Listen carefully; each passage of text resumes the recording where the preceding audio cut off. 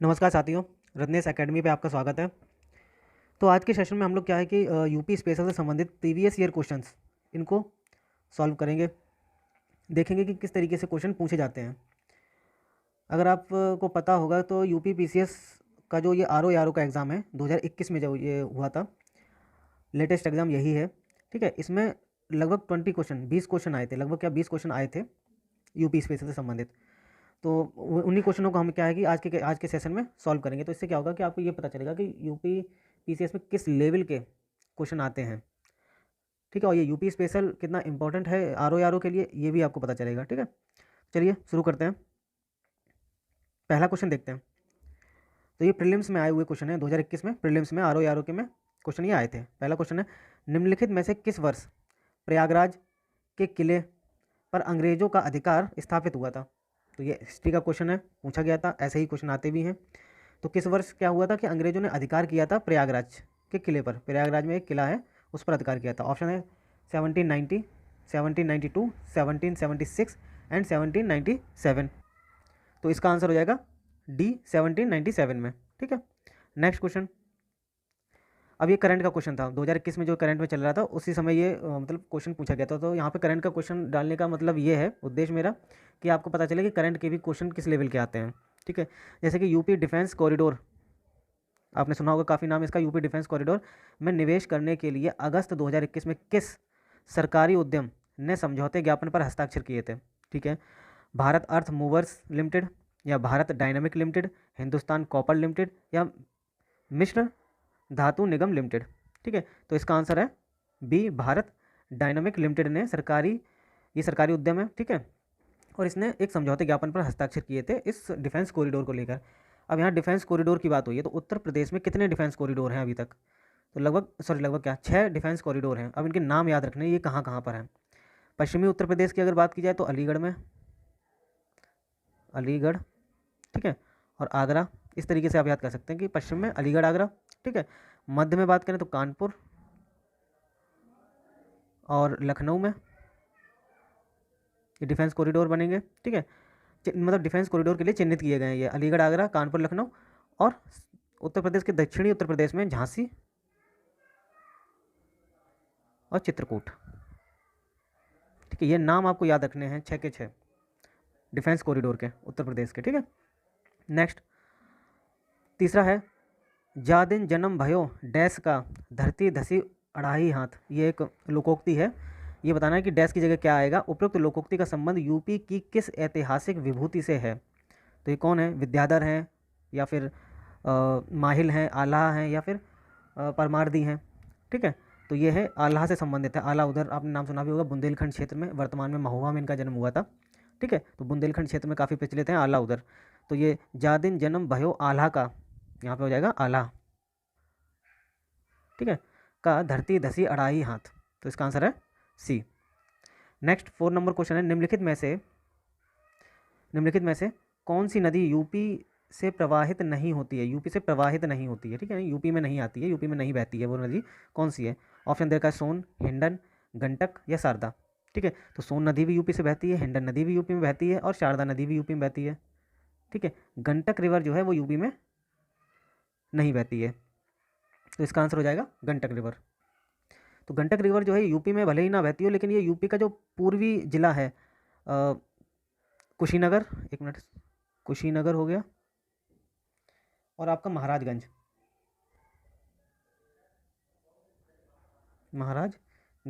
ये दोनों ज़िले जो हैं बिहार के साथ सीमा साझा करते हैं। ठीक है, कुशीनगर और महाराजगंज, तो इन ज़िलों में और बिहार के बीच में ये बॉर्डर बनाती है गंडक नदी।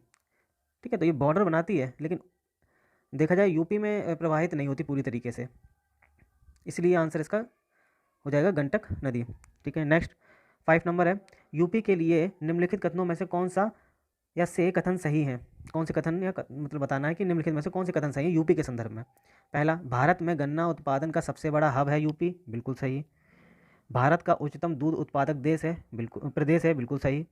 भारत में चावल का सबसे बड़ा उत्पादक है, ये गलत है। चावल के उत्पादन में नाम आता है पश्चिम बंगाल का पहले नंबर पर, और दूसरे नंबर पर आता है यूपी का। ठीक है। तो इसमें पहला दूसरा तो सही है, दूध के मामले में और गन्ने के मामले में प्रदेश का पहला नंबर 1 स्थान है। ठीक है, तो इसका पहला और दूसरा सही, यानी कि ऑप्शन हो जाएगा डी। नेक्स्ट, तो कृषि से संबंधित एक क्वेश्चन आ गया, इस तरीके से क्वेश्चन आएंगे। छठा क्वेश्चन है, यूपी के विभिन्न स्थानों में आयोजित कांग्रेस के अधिवेशन के संदर्भ में आपको सही उत्तर का चयन करना है। कांग्रेस के जो अधिवेशन हुए हैं यूपी में, उनके बारे में आपको यहाँ पे सही मैच द कॉलम करना है। ठीक है, जैसे कि मेरठ का अधिवेशन, कानपुर का अधिवेशन, लखनऊ का अधिवेशन, बनारस का अधिवेशन। कानपुर का तो बहुत ऐतिहासिक है, ये तो आपने पढ़ाई होगा, 1925 में, जिसकी अध्यक्षता की थी सरोजिनी नायडू ने, सरोजिनी नायडू। ठीक है, हिस्ट्री पढ़ी होगी तो आपने इसके बारे में अच्छे से जानते हैं। अगर आपको बी भी पता है तो आप इसको देखो, क्वेश्चन को सॉल्व कर सकते हैं कि नहीं। बी का फोर्थ है, तो बी का फोर्थ इसमें है और बी का फोर्थ इसमें, यानी कि ये 2 ऑप्शन तो आप हटा ही सकते हैं। ठीक है, इसके अलावा अब आप बात करें मेरठ अधिवेशन, लखनऊ अधिवेशन और बनारस अधिवेशन। मेरठ अधिवेशन हुआ था 1946। ठीक है, तो ए का हो जाएगा थर्ड, ए का थर्ड यानी कि ऑप्शन सी। लखनऊ अधिवेशन की बात करें तो लखनऊ अधिवेशन हुआ था 1916 में, ये भी आपको पता होगा, लखनऊ अधिवेशन 1916, और बनारस अधिवेशन 1905। ठीक है, अब ये जो लखनऊ अधिवेशन हुआ था, इसकी अध्यक्षता किसने की थी? अंबिका चरण मजूमदार। तो मजूमदार नाम याद रखना आप, अंबिका चरण मजूमदार। ठीक है, और बाकी 1925 में सरोजिनी नायडू ने कानपुर अधिवेशन की अध्यक्षता की थी। 1905 में जो है हुआ था, ये गोपाल कृष्ण गोखले ने अध्यक्षता की थी, गोपाल कृष्ण गोखले। ठीक है, और जो ये 1946 में जो हुआ था, इसकी की थी जेबी कृपलानी, कृपलानी। ठीक है, तो इस तरीके से क्वेश्चन, ये हिस्ट्री का देखो, हिस्ट्री के 2 क्वेश्चन आ गए, यूपी से ही संबंधित हैं। निम्नलिखित में से कौन सा सही सुमेलित है? ऐतिहासिक मेले और स्थान, ये तो यूपी स्पेशल का है तो मेले तो पूछना ही पूछना होता है इनको, तो कौन सा सही नहीं है, गलत बताना है इसमें आपको। जल विहार मेला बुंदेलखंड, ठीक है। बटेश्वर मेला पश्चिमी क्षेत्र, ये भी सही है, ये भी सही है, जल विहार मेला बुंदेलखंड में लगता है। बलदेव छटका मेला और शुक्रताल का मेला, शुक्रताल का मेला मुजफ्फरनगर, ये भी सही है। बलदेव छटका मेला ये गलत है, तो यही आंसर हो जाएगा, क्योंकि इसमें गलत पूछा गया है। तो ये 3 सही हैं, बाकी ये बलदेव छटका मेला ये गलत है, ये पूर्वांचल में ना होकर ये आपका होता है फरीदाबाद हरियाणा में, तो ये हरियाणा का है। ठीक है, बाकी सब यूपी से संबंधित हैं और सही हैं। ठीक है, निम्नलिखित में से कौन सा जिला नेपाल के साथ सीमा साझा नहीं करता? देखो उत्तर प्रदेश की आपको ज्योग्राफी अच्छे से कवर करनी पड़ेगी, कौन से ज़िले हैं और यूपी के जो एमपी के साथ, बिहार के साथ, झारखंड के साथ, या हरियाणा के साथ, दिल्ली के साथ, उत्तराखंड के साथ, नेपाल के साथ बॉर्डर साझा करते हैं, ये आपको पता होने चाहिए। देखिए यहाँ पे पूछा भी गया है इन्होंने कि 2021 में ये क्वेश्चन पूछा भी गया है नेपाल के साथ। तो टोटल नेपाल के साथ अगर बात करें तो यूपी के 7 ज़िले लगते हैं, ये मैंने बताया भी है, मेरी यूपी स्पेशल की क्लास जो है चैनल पर है, उसमें ही मैंने बताया है, अच्छे से बताया है कि 7 ज़िले यूपी के नेपाल के साथ यूपी के 7 ज़िले लगते हैं। ठीक है, अब उनमें कौन सा नहीं है, नहीं पूछा गया है। बलरामपुर है, श्रावस्ती है, कुशीनगर या लखीमपुर खीरी, इनमें से लखीमपुर खीरी भी है। ठीक है, कुशीनगर नहीं है, क्योंकि कुशीनगर बिहार के साथ बॉर्डर शेयर करता है। ठीक है, तो आंसर हो जाएगा इसका सी। नेक्स्ट है 9 नंबर क्वेश्चन है, यूपी के किस ऐतिहासिक मेले में हिंदू और मुस्लिम दोनों आते हैं, यानी हिंदू और मुस्लिम दोनों आते हैं, ऐसा कौन सा मेला है? नौचंदी मेला, फूलडोल का मेला, बटेश्वर का मेला या बाबरो बाबा का मेला। ठीक है, तो हिंदू मुस्लिम एकता से संबंधित है नौचंदी का मेला, इसका आंसर हो जाएगा ए। और ये जो आयोजित होता है ये मेरठ में आयोजित होता है, मेरठ नौचंदी का मेला। ठीक है, और इसके अलावा ये बटेश्वर का मेला, ये भी एक अच्छा मेला है, ये आगरा में है। ठीक है, और ये नौचंदी का मेला मेरठ। ठीक, नेक्स्ट है, यूपी की कुल जनसंख्या में कार्यबल का प्रतिशत है, कार्यबल का प्रतिशत कितना है? 18.5%, 23.7%, 30.2% या 31.2%। अगर यूपी की बात करें तो यूपी की कुल जनसंख्या में कार्यबल का प्रतिशत जो है वो लगभग है 32.98%, या इसको हम 33 भी कह सकते हैं। इसके नियर अबाउट कोई आंसर नहीं है, इसलिए इसको आयोग ने 31.2% ही कार्यबल माना था। ठीक है, नेक्स्ट है, किस वर्ष यूपी को प्रायः संपूर्ण क्षेत्र, यूपी का जो प्रायः संपूर्ण क्षेत्र जो था बंगाल प्रेसिडेंसी से अलग करके आगरा प्रेसिडेंसी के अधीन किया गया? यानी कि देखो ऐसा था, अंग्रेजों के समय क्या था कि उत्तर प्रदेश का जो वर्तमान उत्तर प्रदेश है ये बंगाल प्रेसिडेंसी में लगता था। ठीक है, फिर इन्होंने ही बाद में इसको आगरा प्रेसिडेंसी से जोड़ दिया। तो ये कब किया था? 1832 में, 33 में, 34 में या 35 में? तो इसको जो किया था 1833 में किया गया था, यानी 1833 में ये काम किया गया था। ठीक है, नेक्स्ट क्वेश्चन, अभी देखो हिस्ट्री से ही क्वेश्चन है ये, और हिस्ट्री से 3 क्वेश्चन आ चुके हैं, 3 से 4 क्वेश्चन हो गए हैं हिस्ट्री के। 12वां नंबर है, निम्न राज्यों में से कौन सा कौन ट्यूबवेल या नलकूप सिंचाई में सर्वोत्तम पर है, यानी नलकूप से सिंचाई करने के मामले में पहले नंबर पे कौन है, फर्स्ट पोजीशन किसकी है भारत में? उत्तर प्रदेश, बिहार, पंजाब या हरियाणा? तो आप लोगों ने आसपास देखा भी होगा, जो कोई भी गांव के रहने वाले हैं तो ज़्यादातर देखते होंगे ट्यूबवेल या नलकूप से ही ज़्यादातर हमारे यहाँ सिंचाई की जाती है, ठीक है। तो इस मामले में उत्तर प्रदेश पहले नंबर पर है। नेक्स्ट क्वेश्चन है, कौन सा ही सुमेलित नहीं है? पूर्व मध्यकालीन उत्तर प्रदेश के शहर और वर्तमान अवस्थिति, यानी कि कहने का मतलब ये है कि ये उत्तर प्रदेश के पहले मध्यकाल में उत्तर प्रदेश के शहर के नाम थे, और वर्तमान में आज इनमें से कौन कौन है या कौन कौन सुमेलित नहीं है, पहले गलत बताना है कौन सुमेलित नहीं है। जैसे कि कोल या कोयल को अब हम लोग अलीगढ़ कहते हैं, बिल्कुल सही है। महोत्सव नगर को महोबा कहा जाता है, बिल्कुल सही है। महोदय श्री को कन्नौज कहा जाता है, बिल्कुल सही है। तो इसमें गलत क्या है? डी ऑप्शन, ठीक है। क्यों गलत है? क्योंकि जो जेजाक भुक्ति है ये बुंदेलखंड से संबंधित है। किससे संबंधित है? बुंदेलखंड, ठीक है। बुंदेलखंड रीजन को कहा जाता था पहले जेजाक भुक्ति, ना कि कौशाम्बी को। तो इसलिए ये आंसर हो जाएगा क्या? सही, क्योंकि इसमें गलत पूछा गया था। बाकी आपको ये याद रखना है, कोल या कोयल अलीगढ़ को कहा गया था, महोत्सव नगर महोबा को, और महोदय श्री कन्नौज को। नेक्स्ट 14 नंबर क्वेश्चन है, अंग्रेजों के विरुद्ध बनारस विद्रोह का नेतृत्व किसने किया था? सुजाउद्दौला, आसफुद्दौला, राजा चेत सिंह या राजा महीप नारायण सिंह? तो बनारस विद्रोह का जो नेतृत्व है वो किया था राजा चेत सिंह ने। तो ये बनारस विद्रोह हुआ कब था? ये सन आप याद रखना 1780 में, और उस समय वायसराय अगर पूछ दिया जाए 1780 में कौन था, तो वॉरेन हेस्टिंग, वॉरेन हेस्टिंग, ठीक है। बनारस विद्रोह राजा चेत सिंह। नेक्स्ट है 15वां नंबर, कानपुर यानी उत्तर प्रदेश स्थित, यानी कानपुर जो कि उत्तर प्रदेश में है स्थित भीतरगांव मंदिर, ये मंदिर काफ़ी चर्चा में रहता है, भीतरगांव मंदिर, ठीक है, के संदर्भ में कौन सा कथन सही है? अब इसमें सही कथन आपको बताना है। मंदिर का निर्माण 5वीं सदी ईस्वी से लेकर 6वीं सदी ईस्वी के मध्य हुआ, बिल्कुल सही है। ईंटों से निर्मित यह भारत के प्राचीनतम मंदिरों में से एक है, बिल्कुल सही है। ये इसकी खासियत है कि ये ईंटों से निर्मित है, ठीक है। तो दोनों ही तथ्य क्या हैं? सही हैं। तो इसका आंसर हो जाएगा 1 और 2 दोनों सही। नेक्स्ट क्वेश्चन है ब्लैक पॉटरी के बारे में। तो ब्लैक पॉटरी यानी कि काले बर्तन जिसको कहते हैं, काले बर्तन, ठीक है। काले बर्तन क्या होते हैं? ये तो एक तरीके से काली मिट्टी से बने हुए होते हैं, काली, एक मिनट, मिट्टी से निर्मित। काले बर्तन नहीं कहेंगे आप इसको, इसको कहेंगे काली मिट्टी से निर्मित बर्तन, है ना, ठीक है। तो उसको कहते हैं ब्लैक पॉटरी। के लिए जीआई टैग दिया गया था। उत्तर प्रदेश के किस स्थान से संबंधित है ये, ठीक है। तो मतलब ब्लैक पॉटरी यानी कि काली मिट्टी से निर्मित बर्तन, इसके लिए जीआई टैग दिया गया है उत्तर प्रदेश में किसी एक स्थान को, ठीक है। वो स्थान कौन सा है?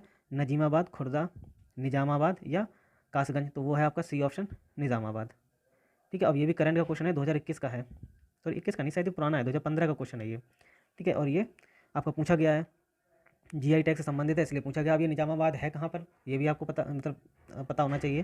तो ये आपका है आजमगढ़ में, ठीक है। नेक्स्ट क्वेश्चन, उत्तर प्रदेश की सांस्कृतिक विरासत के संदर्भ में निम्नलिखित कथनों में से कौन सा सही है? सांस्कृतिक विरासत के बारे में पूछा गया है।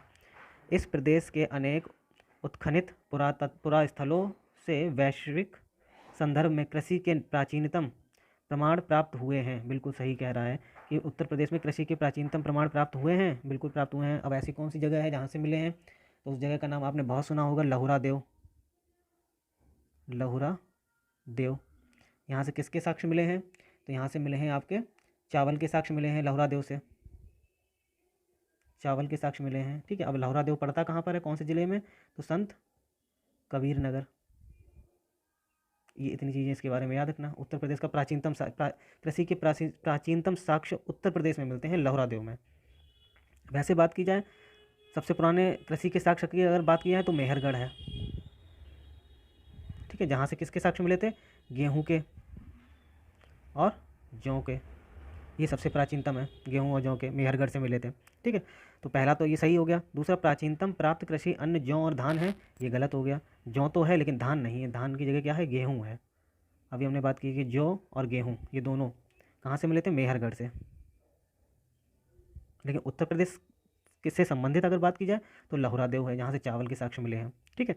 तो इसका पहला सही है और दूसरा गलत है, तो यानी इसका आंसर हो जाएगा केवल 1। नेक्स्ट क्वेश्चन है, पूर्वी उत्तर प्रदेश की पहली केबल कार सर्विस किस जनपद में प्रारंभ हुई है? केबल कार सर्विस है ये, ठीक है। और ये 2021 का करंट का क्वेश्चन है। यहाँ मैंने इसलिए लिखा है कि आपको पता चले कि देखो तीसरा क्वेश्चन है जो करंट अफेयर का आया हुआ है। ठीक है, इटावा, महाराजगंज, जौनपुर या मिर्ज़ापुर, तो इसका आंसर हो जाएगा मिर्ज़ापुर। ठीक है, नेक्स्ट बात करते हैं। 19 नंबर है लोकगीत और गायन का अवसर कि कब कब ये गाए जाते हैं। चैती, कजरी, रसिया, सोहर सोहर सॉरी। तो जो चैती गाया जाता है ये मौसमी गीत है एक तरीके से। ठीक है, कजरी की बात करें तो कजरी जो है विवाह उत्सव पे गाया जाता है कजरी। रसिया की अगर बात की जाए तो ये रसिया जो है ब्रज क्षेत्र का यानी ब्रज का लोकप्रिय नृत्य है। ठीक है, रसिया। अब बचा क्या सोहर, तो सोहर संस्कार गीत है। ठीक है, तो ये इसके आंसर हो जाएंगे। इसको आप अगर मैच दी कॉलम मैच करें तो अगर मान लो आपको रसिया भी पता होगा तो सी का सेकंड, और सी का सेकंड कहीं एक ही में है, बाकी कहीं पर नहीं है, तो आप ये लगा सकते हैं अगर एक ही आपको पता है, रसिया के बारे में भी पता है। ठीक है, इसमें नहीं रासलीला कहाँ होती है, ब्रज क्षेत्र में होती है, तो उसी से आप अनुमान लगा सकते हैं रसिया ब्रज का लोकगीत। और हम सी का ऑप्शन देखें, सी का आंसर क्या है सेकंड। सी को यहाँ सर्च करेंगे किस में है, सी सिर्फ एक ही में है, तो ऑप्शन एक हो जाएगा। ठीक है, नेक्स्ट क्वेश्चन 20 नंबर है और ये लास्ट क्वेश्चन है क्योंकि 20 ही क्वेश्चन पूछे गए थे 2021 में। वर्तमान उत्तर प्रदेश में भारत के प्राचीनतम 16 महाजनपद, ये तो पता है आपको कि 16 महाजनपद है भारत में। ठीक है, उनमें से कुल कितने महाजनपद स्थित थे उत्तर प्रदेश में। ठीक है, अब यहाँ महाजनपदों की बात हुई है तो इससे संबंधित दो ग्रंथों के बारे में आपको जो है याद रखना है। एक है अगंतुर निकाय, अगंतुर निकाय। ठीक है, और दूसरा है भगवती सूत्र। ये दो याद रखना। अगंतुर निकाय ये बौद्ध ग्रंथ है, ये भी याद रखना है, बौद्ध ग्रंथ है। और भगवती सूत्र एक जैन ग्रंथ है। ठीक है, अब ये यहाँ पे क्यों बताएं हैं, क्योंकि इसलिए बताएं कि इन दोनों ही ग्रंथों में अगंतुर निकाय और भगवती सूत्र 16 महाजनपदों का जिक्र मिलता है। 16 महाजनपदों का इसमें वर्णन है। ठीक है, और इन 16 महाजनपदों में से 8 महाजनपद उत्तर प्रदेश में हैं। ठीक है, कौन कौन से महाजनपद उत्तर प्रदेश में हैं, तो एक है काशी, ठीक है, एक है कौशल महाजनपद, एक है मल्ल, एक है चेदी, एक है वत्स, एक है कुरु। ठीक है, और इसके अलावा है पांचाल, और देन सबसे लास्ट में है सूरसेन। 8 हो गए, 1 2 3 4 5 6 7 8। ठीक है, तो ये 8 महाजनपद हैं जो उत्तर प्रदेश में है, वर्तमान उत्तर प्रदेश की सीमा के अंतर्गत आते हैं। ठीक है, टोटल 16 महाजनपद है। अगंतुर निकाय और भगवती सूत्र, अगंतुर निकाय संबंधित है बौद्ध धर्म से और भगवती सूत्र संबंधित है जैन धर्म से। ठीक है, तो आज के सेशन में हमने क्या किया है, 2021 के जो प्री में, किसकी प्री में, आरओ के प्री में जो 20 क्वेश्चन आए थे यूपी स्पेशल से संबंधित, उनको सॉल्व किया। ठीक है, नेक्स्ट क्लास में हम लोग जो है 2017 हो गया और 2016, इसके अलावा 2014 में भी एक पेपर हुआ था। ठीक है, उनमें आए हुए क्वेश्चंस को सॉल्व करेंगे। इससे क्या होगा कि आपको कंफर्म होगा कि मतलब किस तरीके से क्वेश्चन पूछे आते हैं, उस तरीके से आप अपनी तैयारी कर सकते हैं, आगे की अपनी रणनीति तैयार कर सकते हैं। ठीक है, और यूपी स्पेशल इंपॉर्टेंट है, 20 से 18 20 क्वेश्चन आते रहते हैं इससे यूपी के एग्जामों में। ठीक है, तो इसको आप अच्छे से ध्यान देना इसके ऊपर। ठीक है, बाकी मिलते हैं नेक्स्ट क्लास में और आप लोग अपनी पढ़ाई करते रहिए। जो भी क्वेश्चन अगर आपको पूछना है, कुछ कन्फ्यूज़न है तो आप कमेंट करके मुझसे पूछ